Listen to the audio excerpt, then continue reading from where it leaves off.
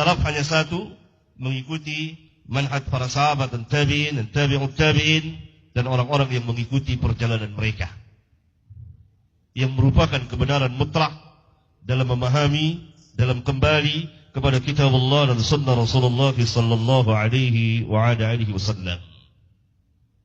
Seseorang boleh saja berpendapat apa saja, tetapi pendapatnya perlu diuji, perlu ada mizan, timbangan ilmiah, burhanun syar'iyyun wa aqliyyun. Yang ketiga, kesimpulan dari Bapak Ketua yang saya muliakan, saya cintai, bahwa kita tidak menemukan dalil yang sharih, jelas, yang menetapkan manhaj salaf saleh sebagai dasar ketiga setelah Al-Quran dan As-Sunnah, maka ini tidak jadi hujjah. Karena orang yang mengetahui memiliki hujjah kepada orang yang tidak tahu. Yang berkata demikian adalah para ulama kita. Perkataan kalau kita tidak mengetahui dalil tidak menunjukkan bahwa dalil itu tidak ada. Seperti seorang ditanya sesuatu hadis, dan dikatakan saya tidak menemukan. Tidak berarti hadis itu tidak ada. Karena la yukallifullahu nafsan illa wus'aha. Orang yang mengetahui memiliki hujjah kepada orang yang tidak tahu. Oleh karena itu nanti sejumlah dalil akan saya coba menjelaskan dari keterangan para ulama yang patut kita pikirkan dan kita pelajari. Demikian juga hal-hal yang lainnya. Sebagaimana tadi telah diterangkan bahwa arti dari salaf, salafi, salafiyah, salafiyun berasal dari kata dasar as-salaf, yang artinya sesuai dengan arti bahasa adalah orang-orang yang mendahului kita, orang-orang yang terdahulu dari kita, yang telah mendahului kita secara iman, keutamaan, amal, dan umur. Adapun salafiyun merupakan nisbah kepada orang yang mengikuti manhaj para sahabat. Yang tidak ada beda orang dikatakan sunniyun. Kalau kita tidak boleh dikatakan, tidak boleh menyandarkan kepada salaf dengan salafiyun, maka dengan sendirinya kita tidak boleh menyandarkan kita sebagai sunniyun. Karena ahlus sunnah juga yang terdahulu.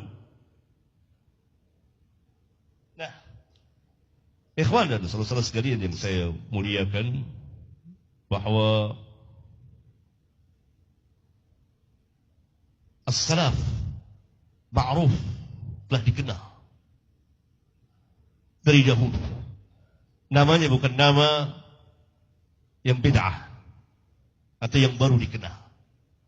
Tetapi karena asingnya Islam pada zaman kita sekarang ini, seolah-olah orang baru mengenal nama itu. Padahal hal itu telah berulang kali disebut oleh para ulama dari zaman ke zaman. Karena secara istilah as-salaf adalah, atau disandarkan kepada orang yang menisbahkan dirinya mengikuti salaf, salafiyun, pertama diitlaqkan kepada perjalanan para sahabat. Perjalanan para sahabat dan orang-orang yang mengikuti mereka dari zaman ke zaman sampai pada hari ini dan seterusnya. Dan ini telah dijelaskan oleh para ulama. Contohnya oleh Imam Al-Ghazali misalnya, dia katakan bahwa kalimat salaf madhhabus sahaba wa tabi'in, madhabnya para sahabat dan tabi'in.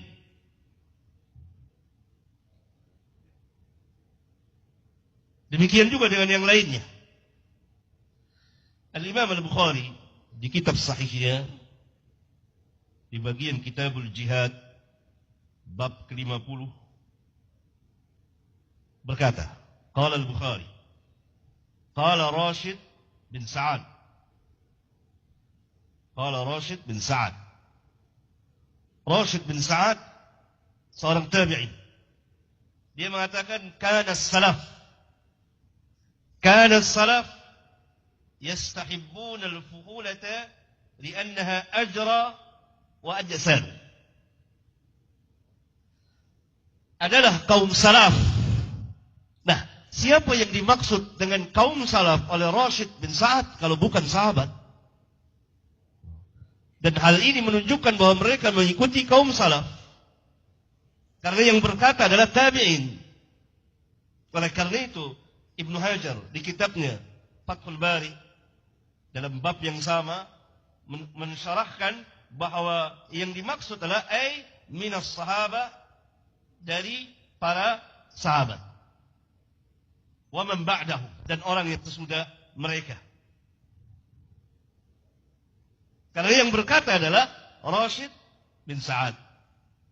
Orang-orang salaf menyukai menunggang atau mengendarai kuda yang jantan. Kemudian Al-Imam Al-Bukhari di kitab sahihnya di bagian kitab Al-At'imah bab ke-27 memberikan bab seperti ini, bab ma kana as-salaf yaddakhiruna fi buyutihim wa asfarihim min at-ta'am wal lahmi wa ghairihi. Berkata Imam Bukhari, bab apa yang dilakukan oleh kaum salaf. Mereka menyediakan perbekalan di rumah-rumah mereka, dan ketika mereka melakukan safar berupa makanan, daging dan lain-lain. Siapa yang dimaksud oleh Al-Bukhari dengan kana salaf kalau bukan sahabat dan tabi'in dan tabi'ut tabi'in? Karena Al-Imam Al-Bukhari lahir sesudah tabi'ut tabi'in. Beliau berada di tabaqah keempat atau tabaqah kelima. Berarti yang dimaksud oleh Bukhari kana salaf adalah sahabat dan tabi'in dan tabi'ut tabi'in. Hal ini menjelaskan bahwa kalimat salaf baik secara lughah maupun istilah telah ma'ruf, dikenal di kalangan kaum muslimin, di kalangan para ulama, bahwa mereka adalah sahabat dan tabi'in dan tabi'ut tabi'in. Kemudian Al-Imam Muslim di muqaddimah sahihnya meriwayatkan sebuah asar dari jalan Muhammad bin Abdullah. Dia berkata, sami'tu Ali bin Syaqiq yaqul, saya pernah mendengar Ali bin Syaqiq berkata, sami'tu Abdullah bin Al-Mubarak yaqul ala ru'usin nas, saya pernah mendengar Abdullah bin Mubarak berkata di hadapan manusia. Abdullah bin Mubarak seorang tabi'ut tabi'in. Da'u hadis Amr bin Thabit, tinggalkanlah hadisnya, riwayatnya Amr bin Thabit, fa innahu kana yasubbu salaf, karena sesungguhnya dia telah mencaci maki kaum salaf. Jadi Abdullah bin Mubarak berkata di hadapan umum, di hadapan manusia, jangan kalian pakai hadisnya, riwayatnya Amr bin Thabit. Sebabnya apa? Fa innahu kana yasubbu salaf, karena sesungguhnya dia telah mencaci maki kaum salaf. Hal ini menunjukkan bahwa manhaj salaf menjadi pembeda antara yang hak dengan yang batil. Siapa yang mencaci maki perjalanan kaum salaf, meninggalkan perjalanan kaum salaf, ditinggalkan riwayatnya, ditinggalkan hadisnya, dijarah oleh para ulama, di antaranya Abdullah bin Mubarak. Dan riwayat seperti ini ma'ruf sekali di kitab-kitab, dari kitab para ulama kita. Khususnya kalau saudara-saudara meneliti kitab-kitab Syekhul Islam Ibn Taimiyah rahimahullah ta'ala, di majmu' fatwanya misalnya, atau yang ditulis oleh muridnya Imam Ibnu Qayyim dan lain-lain. Atau kitab-kitab yang sebelum beliau. Maksud saya di sini ingin menjelaskan bahwa lafaz salaf menurut lughah dan istilah ma'ruf, dikenal di kalangan kaum muslimin, di kalangan para ulama, bahwa yang dimaksud oleh salaf secara mutlak adalah para sahabat. Kemudian orang-orang yang mengikuti mereka dari tabi'in dan tabi'ut tabi'in, dari zaman dan seterusnya dari zaman ke zaman. Dan salafi, salafiyun nisbah sebagaimana sunni. Karena ahlus sunnah wal jamaah mempunyai beberapa nama syar'iyyah. Dinamakan ahlus sunnah wal jamaah. Dinamakan juga dengan al-firqah an-najiyah. Dinamakan juga dengan at-taifah al-mansurah. Dinamakan juga dengan as-salaf. Semuanya ini adalah nama-nama syar'iyyah. Nama-nama yang mempunyai dasar secara syar'i. Berbeda dengan nama-nama yang lain yang diberikan oleh manusia. Imma sesuai dengan nama pendirinya, atas nama pendirinya, seperti Asy'ariyah disandarkan kepada Imam Abul Hasan al-Asy'ari, atau dari bid'ah, terbit dari bid'ah mereka sendiri, seperti Khawarij, seperti Mu'tazilah dan lain-lain. Tetapi nama-nama Ahlus Sunnah syar'iyyah, Ahlus Sunnah wal Jamaah terambil dari hadis Irbad bin Sariyah di antaranya. Kemudian Al-Firqah An-Najiyah terambil dari hadis Iftiraqul Ummah. Kemudian At-Taifah Al-Mansurah terambil dari hadis Taifah Al-Mansurah yang derajatnya mutawatir. Kemudian As-Salaf, nama yang ma'ruf, yang dikenal di kalangan para ulama dari mulai tabi'in, tabi'ut tabi'in dan seterusnya. Ikhwan sekalian, saya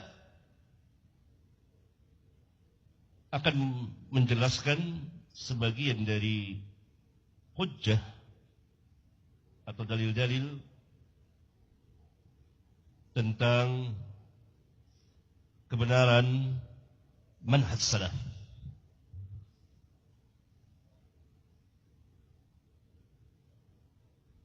Berdasarkan nas al-kitab dan sunnah dan ijma' ulama.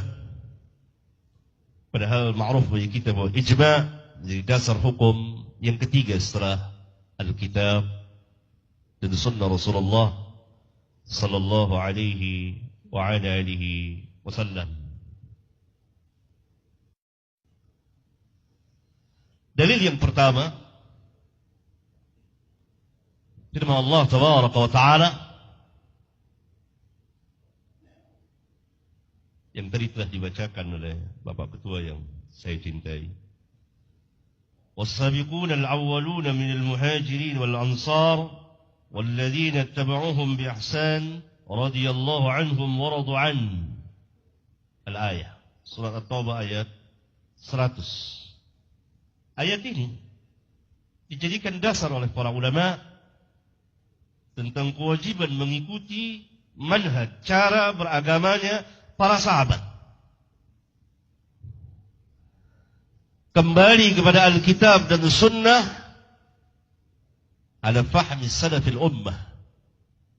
Mengikuti pemahaman salaful ummah.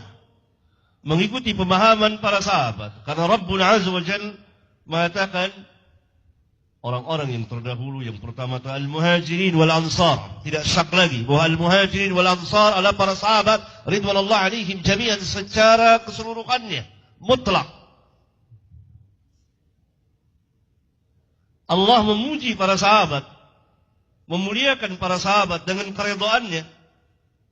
Dan tidak cukup sampai di situ. Allah Subhanahu wa taala meridai orang-orang yang mengikuti perjalanan al-muhajirin wal ansar. وَالَّذِينَ اتَّبَعُوهُمْ بِإِحْسَانٍ رَضِيَ اللَّهُ عَنْهُمْ وَرَضُوا عَنْهُ. Mafhumnya jadi mafhum mukhalafah. Bahwa orang-orang yang tidak mengikuti perjalanan al-muhajirin wal ansar, tidak akan memperoleh keridhaan Allah tabaraka wa taala. Ridha, bahasa Arab. Arti ridha dalam bahasa Arab adalah meridhai, menyukai, menyenangi apa yang dilakukan oleh orang yang kita ridhai. Saya ridha kepada engkau. Berarti kita menyukai apa yang dia lakukan, apa yang dia kerjakan. Hal ini menunjukkan bahwa apa yang dilakukan, dikerjakan oleh al-muhajirin wal ansar telah mendapat keridhaan Allah berupa i'tiqadnya, perkataannya, perbuatannya, dan cara beragamanya dan seterusnya. Kalau Allah katakan radhiyallahu anhum, apa tidak jelas dalil ini mengatakan walladzina tabauhum bi ihsan, orang-orang yang mengikuti mereka, mengikuti apa? Tentu mengikuti al-fahamu, pemahaman, ilmu, amal mereka. Dan di antara yang sebesar-besar dari perbuatan mereka adalah i'tiqad, akidah mereka, keyakinan mereka, manhaj dan cara beragama mereka. Oleh karena itu Al-Imam Ibn Qayyim rahimahullah ta'ala di kitabnya I'lamul Muwaqqi'in Ar-Rabbil Alamin jilid yang keempat, dari mulai halaman 118 dan seterusnya, menjelaskan, di antara beliau menjelaskan tentang ayat yang mulia ini. Menjadi dalil, bahkan sebesar-besar dalil yang menunjukkan akan kehujjahan manhaj salaf.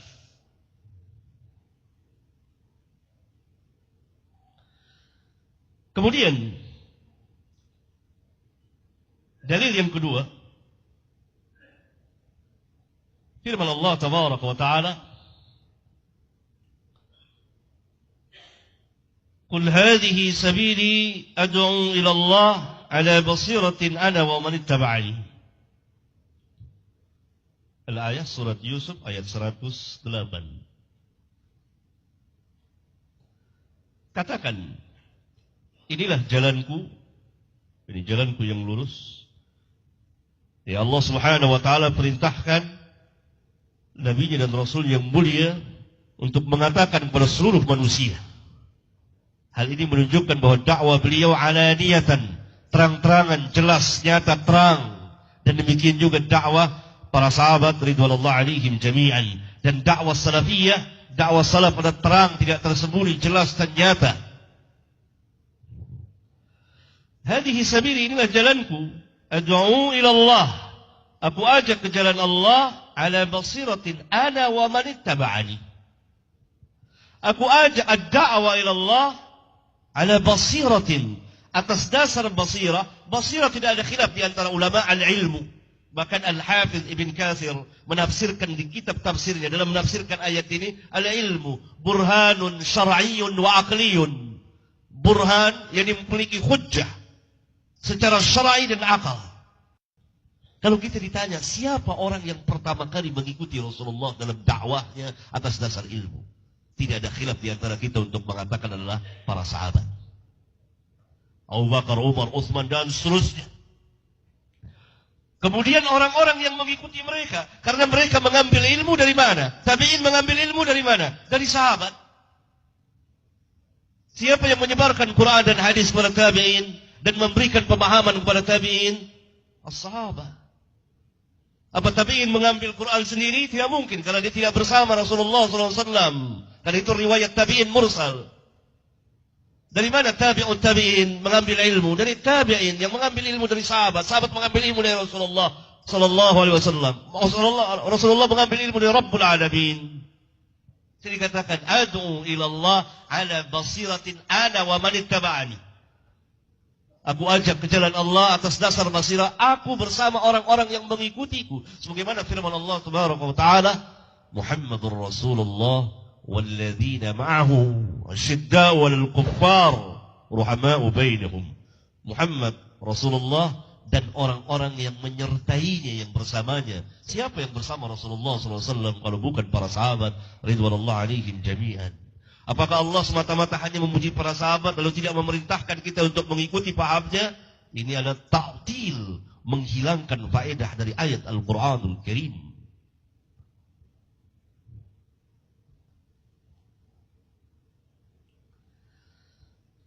Dalil yang lain, Yang ketiga, firman Allah tabaraka wa ta'ala, Ya ayyuhalladzina amanu ittaqullaha wa kunu ma'as sadiqin.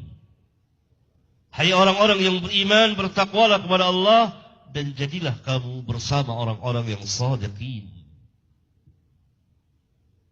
Siapa yang orang-orang yang sadiqin pada umat ini? Tentu para sahabat yang pertama kali. Ayat ini dalam surat At-Taubah ayat 119. Allah telah memerintahkan kepada kita kunu ma'as sadiqin. Orang-orang yang sadiq yang pertama kali adalah para sahabat ridwanullah alaihim jami'an. Allah perintahkan kita untuk mengikuti mereka. Kunu ma'as sadiqin. Ayat ini dijadikan dasar oleh para ulama tentang kebenaran manhaj salaf, kebenaran manhaj para sahabat, dan kewajiban kaum muslimin mengikuti manhaj para sahabat. Sikap dan cara beragama mereka kembali kepada Al-Quranul Karim menurut pemahaman mereka, menurut metode ilmu yang telah mereka sebarkan dan ajarkan kepada umat. Karena mereka adalah orang-orang yang pertama kali membenarkan Rasulullah sallallahu alaihi wasallam. Dalil yang keempat,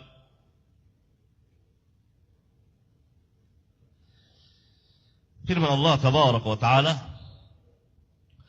قولوا آمنا بالله وما أنزل إلينا وما أنزل إلى إبراهيم وإسماعيل وإسحاق ويعقوب والأسباط وما أوتي موسى وعيسى وما أوتي النبيون من ربهم لا نفرق بين أحد منهم ونحن له مسلمون فإن آمنوا بمثل ما آمنتم به فقد اهتدوا وإن تولوا فإنما هم في شقاق فسيكفيكهم الله وهو السميع العليم. Surat Al-Baqarah ayat 136-137. Allah Subhanahu wa taala telah memerintahkan kita orang-orang mukmin, tapi khitab pertama tentu Allah tujukan kepada para sahabat. Katakan oleh kalian, kami beriman kepada Allah dan apa yang diturunkan kepada kami yaitu Al-Quran, dan apa yang diturunkan kepada Ibrahim dan Ismail dan Ishaq dan Ya'qub dan Asbat, dan apa yang diberikan kepada Musa dan Isa, dan apa yang diberikan kepada nabi-nabi dari Rabb mereka. Kami tidak membedakan seorang pun di antara mereka, dan kami kepada Allah muslimun, menyerahkan diri. Ini yang menarik. Fa in amanu bimithli ma amantum bih, maka jika mereka, dhamir hum, mereka kembali kepada siapa? Ahlul kitab. Silakan diteliti di kitab-kitab tafsir semuanya. Fa in amanu, maka jika ahlul kitab beriman bimithli ma amantum, dengan keimanan yang ada pada kamu, seperti keimanan kamu. Siapa tum, antum di sini kalau bukan para sahabat ridwanullah alaihim jami'an pada waktu itu, dan orang-orang yang mengikuti manhaj para sahabat. Sehingga para ulama mengatakan bahwa manhaj para sahabat tafriqan, pembeda atau al-furqan di antara manhaj cara beragama yang benar dan cara beragama yang salah. Karena orang-orang ahlul kitab diperintah untuk beriman. Fa in amanu bimithli ma amantum bihi faqad ihtadaw. Jika mereka ahlul kitab beriman seperti yang kamu imani, maka mereka akan memperoleh hidayah. Mafhumnya, kalau keimanan kita tidak mengikuti keimanan para sahabat, maka cara beragamanya, maksud saya, tentu keimanan antara seorang dengan orang yang lain tidak sama. Tetapi cara keimanan, manhaj cara beragama, akidahnya sama, maka jauh dari hidayah. Allah katakan faqad ihtadaw. Fa in tawallaw, maka jika mereka berpaling, fa innama hum fi shiqaq, maka sesungguhnya mereka akan berada di dalam kesesatan, perpecahan. Ayat yang mulia ini setegas-tegas dalil yang menjelaskan kewajiban kaum muslimin mengikuti manhaj para sahabat, sama dengan ayat di awal-awal surat Al-Baqarah. Wa idza qila lakum aminu kama amana an-nas qalu anu'minu kama amana as-sufaha ala innahum humus sufaha walakin la ya'lamun. Dan apabila dikatakan kepada mereka, siapa mereka ini? Tidak ada khilaf di antara ulama bahwa mereka ini adalah orang-orang munafiqun. Aminu kama amanan nas. Berimanlah kalian sebagaimana manusia telah beriman. Siapa manusia yang ada pada waktu itu yang telah beriman kepada Allah dan Rasulnya kalau bukan para sahabat ridwanullah alaihim jami'an? Diperintah orang-orang munafikun agar beriman sebagaimana keimanannya para sahabat. Lalu mereka mengatakan, anu'minu kama amalan sufaha. Apakah kita akan beriman sebagaimana keimanannya orang-orang yang bodoh? As-sufaha, ada orang yang lemah akalnya, yang dhaif, yang tidak mengetahui mana yang maslahat dan mana yang mudarat. Sebagaimana diterangkan di beberapa kitab tafsir, di antaranya di tafsir Imam Ibn Katsir dan lain-lain. Maka Allah Subhanahu wa taala membela para sahabat, ala innahum humus sufaha. Mereka yang sufaha, para sahabat tidak. Kemudian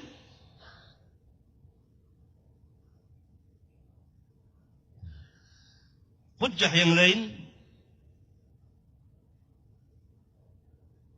Allah Subhanahu wa taala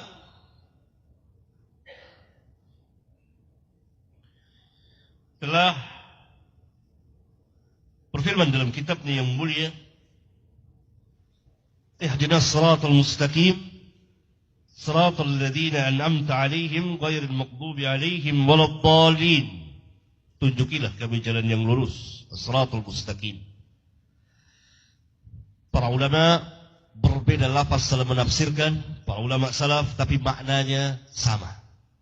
Di sini saya ingin menggaris bawahi apa yang dikatakan oleh ketua, bahwa para sahabat pernah berbeda dalam menafsirkan ayat Al-Quran. Perbedaan tentu ada, tetapi dalam tafsir Al-Quran sangat sedikit sekali di antara para sahabat yang berbeda. Sedikit sekali perbedaan di antara mereka dalam memahami kitab Allah. Kalau tadi ada riwayat Ibnu Abbas mengatakan tafsir aula mastumun nisa itu jima, Ibnu Mas'ud mengatakan itu bukan jima. Riwayat Ibnu Mas'ud dhaif, riwayat Ibnu Abbas sahih. Tentu kita pegang riwayat yang sahih dari yang dhaif.